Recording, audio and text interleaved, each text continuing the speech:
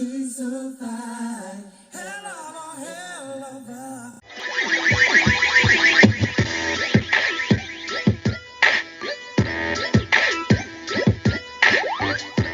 What's good, guys?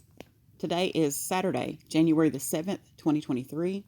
This video will be regarding the Shanquella Robinson case. And specifically, I wanted to get into the difference between what we have in this case, which is the death certificate, and an autopsy, and what the difference between the two are.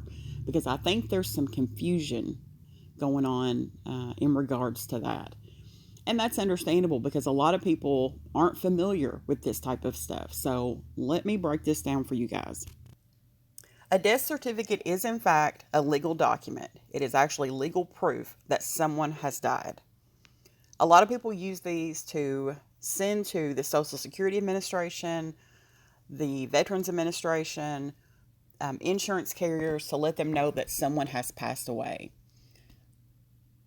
These documents are key, and they're very important.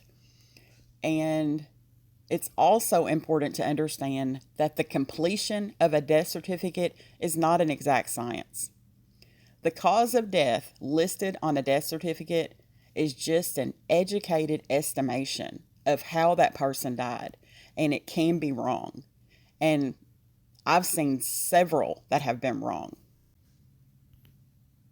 Now, on an American death certificate, the information contained thereon is the date, time, and place of death, the full name of the deceased, their gender, race, marital status, spouse's name, occupation and employment status, education, veteran status, address at time of death, their parents' birth and death information, the cause of death, and the manner of death.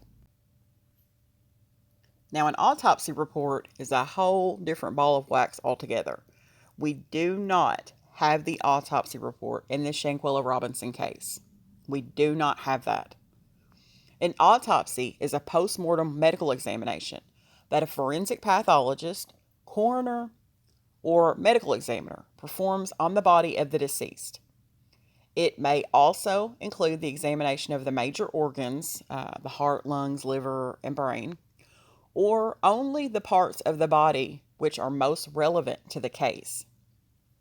In certain circumstances, a medical examiner or coroner can order an autopsy without the permission of the next of kin. And those circumstances would apply in this case, because there are several situations such as the authorities suspect as a result of a crime. The authorities suspect that the death is a result of an accident, an unexpected death, a work-related death. So it would apply in this case. Now, these types of deaths are called reportable deaths. And after the autopsy is performed, the pathologist creates an official report describing the procedure and the medical findings, as well as the results of any laboratory tests. The pathologist also analyzes the circumstances leading up to the person's death and supplies a more informed opinion as to the cause of death. Another difference between the two: a death certificate is a one-page document. And as I said, it is an educated estimation of how the person died, and it can be wrong. The autopsy report will be several pages long, and the conclusions in the autopsy are based off of scientific evidence and also information that is provided to the person performing the autopsy. Another difference is that the autopsy report takes a number of weeks to complete, especially if there are toxicology tests or other screenings that are required. Once this autopsy report is completed, the medical examiner's office will provide a copy of the autopsy report to the family or other interested parties. Often, the autopsy report confirms the cause and manner of death listed on the death certificate. When this happens, the family can have closure, but sometimes the autopsy report contradicts the death certificate. In these types of cases, the medical examiner will have the death certificate amended. The process of changing the death certificate can take months. However, the family can usually go ahead and have their funeral and file any type of wrongful death claims or whatever they're going to do in regards to the death certificate. On rare occasions, insurance companies may require a second autopsy to settle or make a judgment in a disputed case. I don't think we have that in this situation, though.